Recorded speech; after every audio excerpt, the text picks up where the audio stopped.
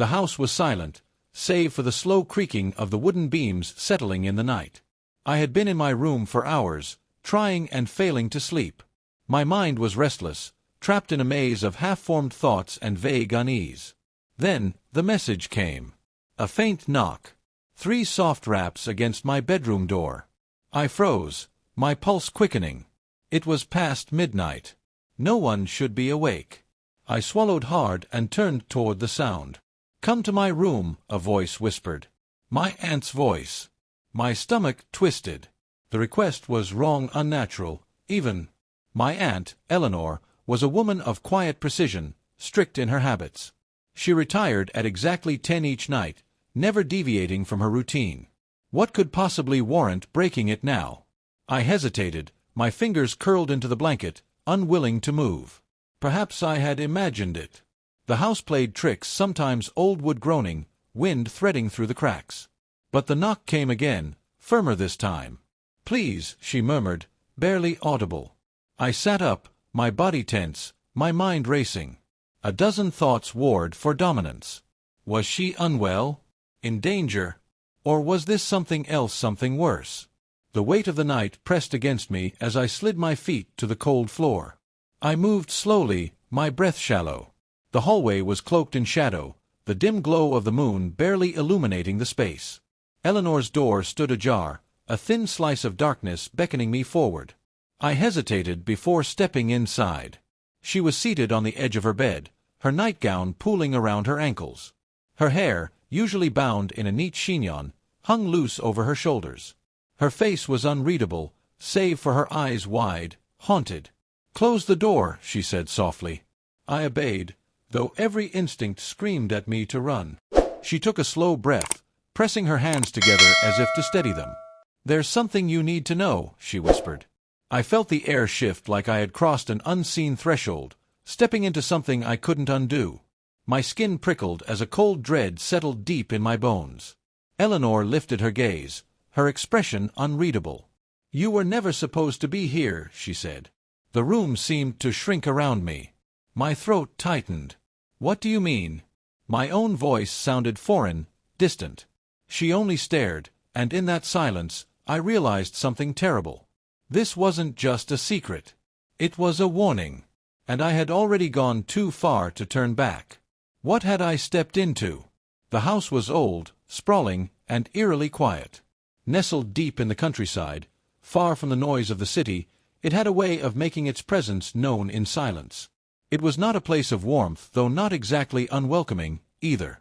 The long hallways stretched like veins through the heart of the house, their wooden floors polished to a gleam but always cold beneath bare feet. High ceilings loomed overhead, adorned with chandeliers that rarely flickered to life. Thick velvet drapes hung over tall windows, keeping out both the sunlight and the prying eyes of the world beyond. It was the kind of house where sound carried strangely, where whispers felt too loud, and where shadows lingered a little too long. I had been sent here for the summer, an arrangement I hadn't questioned until I arrived. My Aunt Eleanor lived alone, keeping the house in pristine condition despite its size.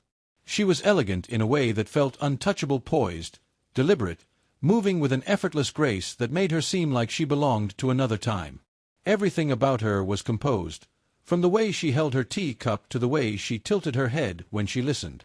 Her beauty was undeniable, but there was something almost unsettling in her stillness, in the way her gaze seemed to linger just a moment too long before she spoke.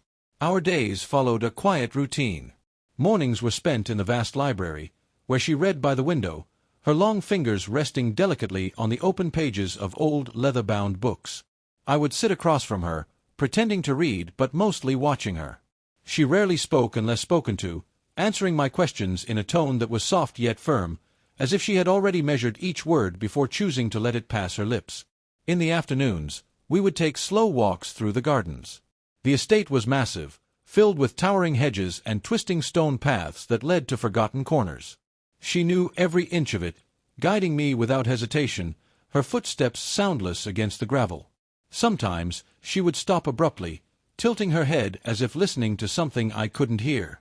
When I asked what it was, she would only smile, a small, unreadable expression that never quite reached her eyes. Evenings were the strangest. She dined with me at a long, ornate table, though she hardly ate. The conversations were sparse, the air between us thick with something unspoken. At times, I felt as if she were studying me rather than speaking to me, as if she were searching for something beneath my skin. Then came the night. I had retired to my room hours ago, the weight of exhaustion pressing down on me, but sleep refused to come. The house felt different after dark. The silence deepened, stretching between the walls like something alive, something waiting.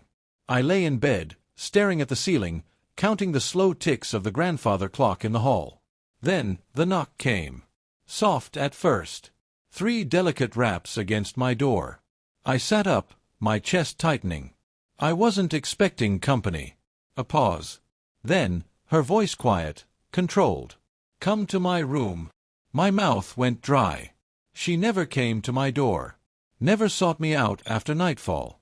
The request felt unnatural, out of place in the carefully constructed rhythm of our days. I hesitated, my pulse quickening, the weight of something unseen pressing against me. A dozen thoughts flashed through my mind. Was she ill? Did something happen? I swung my legs over the side of the bed, my feet meeting the cold floor. The silence around me felt too thick, too heavy. Slowly, I moved to the door, fingers trembling slightly as I turned the handle. The hallway stretched before me, darker than usual, as if the shadows had grown deeper in my absence. At the far end, her door was ajar, a thin sliver of warm light spilling out. I stepped forward, drawn toward it despite the unease curling in my stomach. She was waiting for me inside. The door eased open with a whisper of wood against wood, revealing a room bathed in the soft glow of candlelight. The air was thick with the scent of her perfume, something floral yet dark, lingering like a presence of its own. The drapes were drawn, muffling the outside world, enclosing the space in a hush that felt almost sacred. She sat on the edge of the bed, her silk nightgown pooling around her, the delicate fabric catching the flickering light. Her hair was loose, spilling over her shoulders in dark waves, so unlike the careful updos she wore during the day. She looked different, softer, as if something had unraveled beneath the weight of the night. I hesitated in the doorway, my pulse steady but too loud in my ears. Something about the scene felt intimate, too close to something I didn't understand. She raised her eyes to me, and for a moment, I was trapped beneath the weight of her gaze, heavy with something unspoken, something that pulled at the edges of my thoughts, coaxing them into places they shouldn't go. "Come in," she said, her voice barely above a whisper. I stepped forward, the thick carpet swallowing the sound of my footsteps. The door clicked shut behind me, sealing us in together. My fingers twitched at my sides, uncertain of where to rest. The room smelled like her, every breath drawing her in, and I was suddenly, acutely aware of how small the space felt with just the two of us. She sighed, looking away for a moment, as if searching for the right words. When she spoke again, her voice was different, lower, almost fragile. "It's been so long since I've had company in this house." There was something behind her words, something that tightened the air between us. I swallowed, shifting my weight. "It's a beautiful place," I offered, though it felt like an empty thing to say. She smiled, but it didn't reach her eyes. "Beautiful places can be lonely too." She reached for the glass of wine on her nightstand, fingers brushing the stem with absent-minded grace. When she lifted it to her lips, I found myself watching the movement, the way her throat moved as she swallowed. I tore my gaze away, suddenly warm despite the cool air pressing against my skin. "Do you ever feel lonely?" she asked, setting the glass down. I blinked at her, caught off guard by the question. I hesitated, unsure how to answer. "I don't know. Maybe."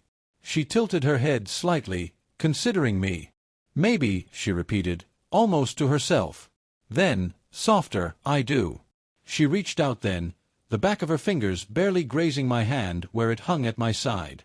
A simple touch, light as breath, but it sent something sharp through me. A warning. A question. I looked at her, really looked at her. The way her lashes lowered just slightly, the way her lips parted as if on the verge of saying something else. The air between us was charged, humming with something unspoken, something that flickered dangerously close to the edge of something neither of us should acknowledge. My heartbeat felt unsteady. "I should go," I said, but I didn't move. Her fingers lingered for a moment longer, then withdrew, curling into her palm as if holding something back. "Stay," she murmured. "Just for a little while." The request was simple, yet it held weight. A kind of gravity I couldn't ignore.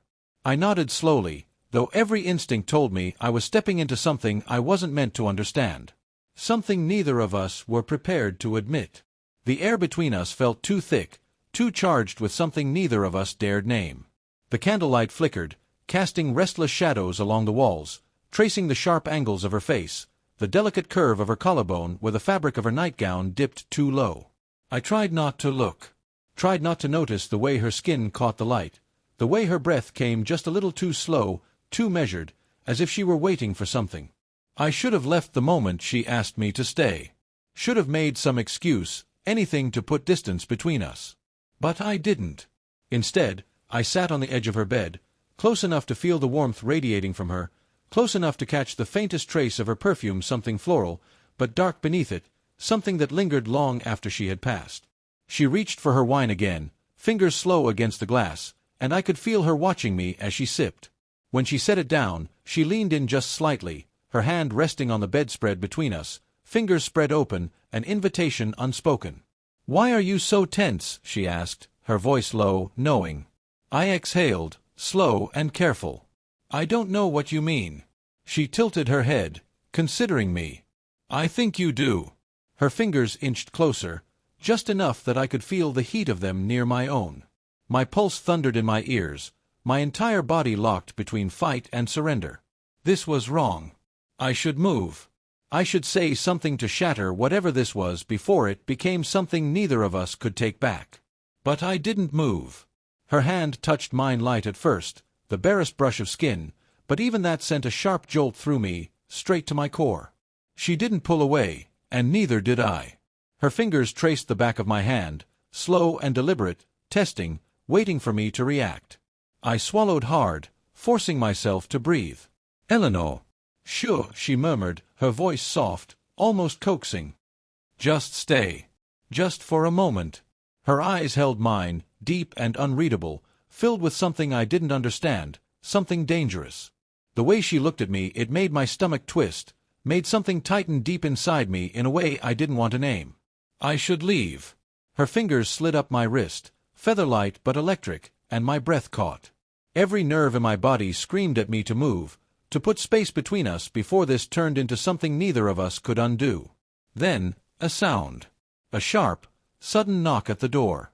I jolted back as if burned, my heart slamming against my ribs. Eleanor went still, her expression unreadable, though something flickered in her eyes, something dark, something almost irritated. For a moment, neither of us moved.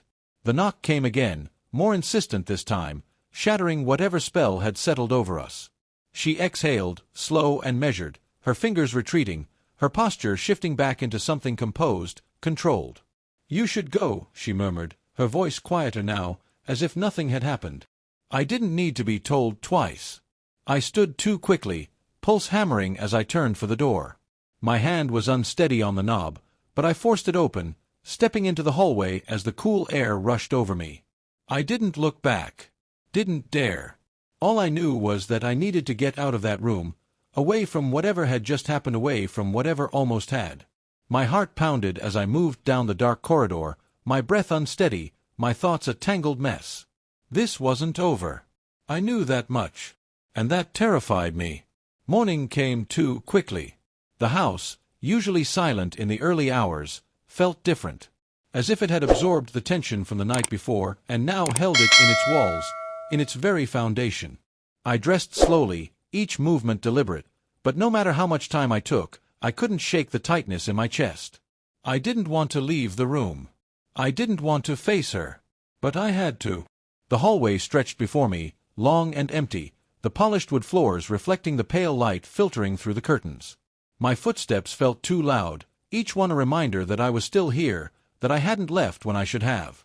When I reached the dining room, she was already there, seated at the head of the long mahogany table, a cup of tea resting delicately between her fingers. She looked as she always did, poised, elegant, untouched by the events of the night before. There was no hesitation in the way she sipped her tea, no flicker of acknowledgement as I hesitated in the doorway. I forced myself to move, to take the chair opposite her. My hands felt strange, as if they didn't belong to me, as if they still carried the heat of her touch from the night before. The silence stretched between us, thick and suffocating. I didn't know what to say. She stirred her tea, the soft clink of the spoon against porcelain filling the space between us. Her movements were calm, unhurried, as if the tension in my chest was something only I could feel. I should have been relieved. Should have been grateful that she wasn't bringing it up. But the way she carried on as if nothing had happened made it worse. I cleared my throat, but the words stuck. She glanced up at me then, her eyes unreadable, and for a moment I thought I saw something in them, something knowing, something amused. "Did you sleep well?" she asked, as if the question were innocent. My stomach twisted. "Fine," I lied. A faint smile touched her lips. "Good." I dropped my gaze to my plate, though I had no intention of eating. My appetite had vanished the moment I stepped into the room. My thoughts were a tangled mess, looping endlessly back to last night. The warmth of her hand on mine. The way she had looked at me. The way I had not pulled away soon enough. I needed to leave. The thought struck me with sudden clarity. If I stayed, this would happen again. Maybe not tonight. Maybe not even this week. But the line between us had blurred, and I was no longer sure if I could trust myself to keep from crossing it. She seemed to sense something in my silence because she set her tea down with a quiet click. "You look troubled," she said, studying me. I forced a small, strained laugh. "Just tired." She didn't look convinced. Minutes passed in heavy silence. I pushed my food around the plate, my mind racing through excuses, through reasons to leave early, through ways to pretend none of this had happened. Then she sighed, leaning back slightly, her posture shifting from composed to something looser, something more vulnerable. "I remind you of her, don't I?" I frowned, caught off guard. "What?" She looked past me, toward the window, her fingers tracing the rim of her cup. "Your mother." The air in the room changed. I swallowed hard. "You never talk about her," she continued, her voice softer now, almost distant. "Not really. But I see it in your eyes when you look at me sometimes. I see it when you hesitate." My pulse pounded in my ears. She had never spoken of my mother before. Not once. It was an unspoken rule, a piece of the past neither of us touched. "I miss her too," Eleanor murmured. Something in my chest tightened. She exhaled, closing her eyes for a moment before looking at me again, her expression unreadable. "I should have left this house a long time ago," she admitted. "But I didn't. I stayed. And do you know why?" I shook my head, though I wasn't sure I wanted the answer. "Because this house is all I have ever known. Because I didn't know how to be anything outside of it." A bitter smile ghosted her lips. "And because I have spent too long chasing ghosts." A shiver ran through me. She studied me then, waiting, as if daring me to understand. "You don't have to stay," she said after a long pause. "You still have a choice." Her words landed like a weight in my chest. I did have a choice. I stood abruptly, my chair scraping against the floor. She didn't flinch. "I think I should go for a walk," I said, my voice tight, uneven. She nodded once, slow and deliberate, as if she had expected it. I turned, moving toward the door, my breath unsteady. "You will come back, won't you?" she asked quietly. I hesitated, gripping the doorframe, but I didn't answer. I wasn't sure I knew the answer. I stood at the edge of the estate, looking out at the vast stretch of land that had once felt endless, like a sanctuary. Now, it felt like something else entirely. A place suspended in time, untouched by the outside world, where past and present blurred together until you couldn't tell which was which. The morning air was crisp, the kind that made your breath visible, turning each exhale into something tangible. I watched it disappear, dissolving into nothing, much like my certainty about what I needed to do. I could leave. I could walk down that gravel path, past the wrought iron gate, beyond the twisting roads that led back to the life I had known before the summer. Before her. Before the weight of something I still couldn't name had settled inside me, taking root in the hollow spaces I hadn't even realized were there. But I also knew that if I left now, I would carry this moment with me forever. The unanswered questions. The almosts. The lingering touch that had burned long after it was gone. Regret is a strange thing. It does not hit you all at once but rather in waves, creeping in at odd moments when you least expect it. In the silence before sleep. In the spaces between conversations. In the pause before an unanswered call. It is the echo of what could have been, a shadow cast by choices we cannot undo. I had spent my life believing that love was something simple, something defined by rules and expectations. But now I wasn't sure. What is love, really? Is it only what is right, what is allowed? Or is it something more complicated, something that defies the neat little boxes we try to put it in? I had felt something last night, something undeniable. But feeling something does not make it right. Desire is not the same as love, and temptation is not the same as fate. She had tested my boundaries, but I had let her. That was the truth I couldn't escape. No matter how much I wanted to believe that it was only her, that she was the one pushing me toward the edge, the reality was that I had stood too close to the precipice on my own. There are moments in life when you reach a crossroads, when the choices you make will define not just who you are, but who you become. I turned back toward the house. The curtains in her bedroom were still drawn. A part of me wondered if she was watching. If she already knew what I had decided. I inhaled deeply, letting the cold air ground me, letting it remind me of what I needed to do. I would go back inside. I would tell her I was leaving. I would not come back. Because love, real love, is not about surrendering to the moment. It is about knowing when to walk away. I do not know if she will try to stop me. I do not know if I have the strength to resist if she does. But I do know one thing. Some stories are not meant to be told. Some doors, once opened, can never be closed again. And some desires are better left in the dark, where they belong. What would you have done in my situation? And if you think this was complicated, wait until you hear what happened the last time someone tried to leave this house. That secret changed everything.